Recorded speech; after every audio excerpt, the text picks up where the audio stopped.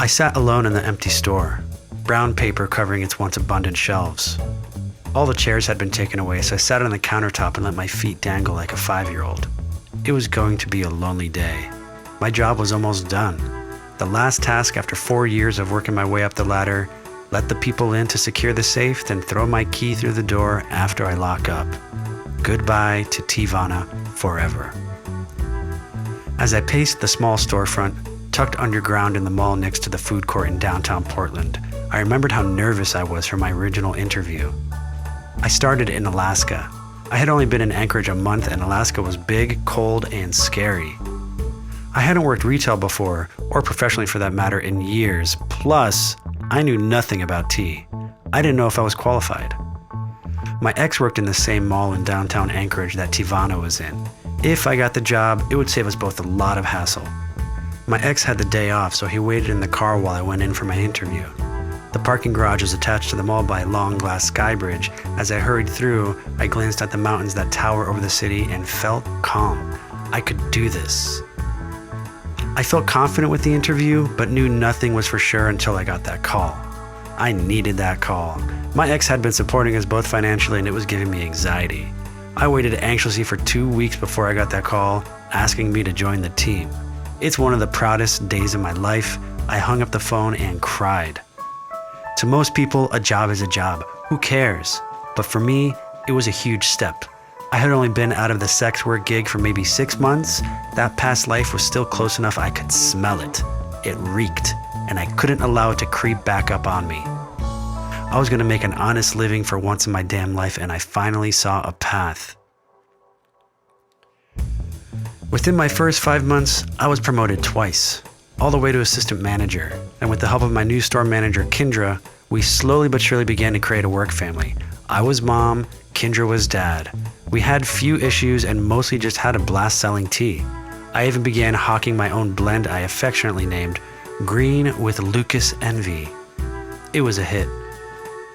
Almost a year after I started, my ex lost his job and we decided there was no longer a reason to stay in Alaska. I very quickly was able to get transferred to the Teavana at Washington Square Mall right outside of Portland.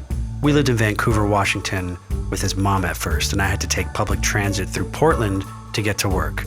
I was dedicated, to say the least. My new team and my new boss, Tony, were fabulous.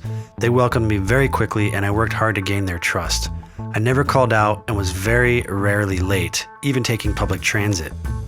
I was dedicated to doing everything I needed to get ahead, which also meant saying yes to things I didn't want to do.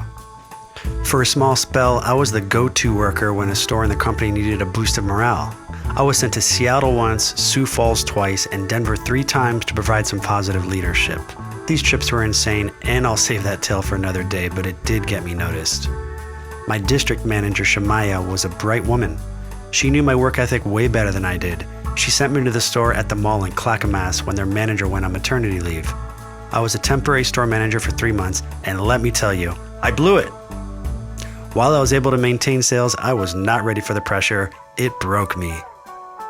I almost thought about quitting when my time was up at Clackamas. I went back to the mall at Washington Square feeling defeated. My team was pretty much the same, but I had lost a bit of my spark. I was bitter. I felt like I was floundering. Shemaya could sense this and asked me to forfeit the team I loved too dearly to start afresh downtown. There I could focus on morale, as sales were always slim. I didn't know if it would be permanent, but I decided to jump on board. I was still an assistant manager, this time with another amazing boss, Melanie. Shemaya knew what she was doing. It reinvigorated me. I found my flow again. I was ready to show what I was made of. I had just found my stride in my new environment when the news came. Teavana was closing down for good. It hit me hard. I didn't know if another company would take me. I was only good at tea. The doubts welled up. The good news was they gave us 7 months notice. So I had time to prove what I needed to prove, which I did. Management shifted and I finally got my permanent promotion. I was the store manager, albeit only until we closed. My location closed down over a month after the others in my area. The company knew we had cleaning and packing to do, so they gave us unlimited work hours to schedule. I took advantage of that and also took workers from other stores who could use the extra month with the company. That last month was awesome. Having workers from all 4 Portland stores working together felt like a final kismet. Mary sketched the entire staff during this time, each and every gorgeous face. Some past, mostly present. Those sketches showcased what this job was really about for me. The people, my team. I didn't care about the business. I cared about the people. I wasn't going to miss the work. I was going to miss my team. The goodbye party was bittersweet. We had a potluck. Everyone came. We connected as a group. I looked at all the faces around me that night to soak them in. There are some I haven't seen since then. There are others I see quite frequently. All are a part of my journey, and me a part of theirs. Teavana truly was a unique place. The day after the party was my last day, sitting and waiting for the safe to get secured. Once that was done, I lucked up and threw my key through the door and headed toward the escalator. I stared at the storefront until it was out of sight. I headed off towards the bus. The air was chill, but warm tears stung my face. I was as proud of myself in those final hours as I was the day I got the call to work. I went from a $40 whore to being the leader of an entire team. I was responsible for a whole store. To many, that's not a big step. For me, it felt like I made the leap from one Manhattan skyscraper rooftop to another. I had survived, and the end of Teavana proved to only be the beginning of a new, wonderful chapter.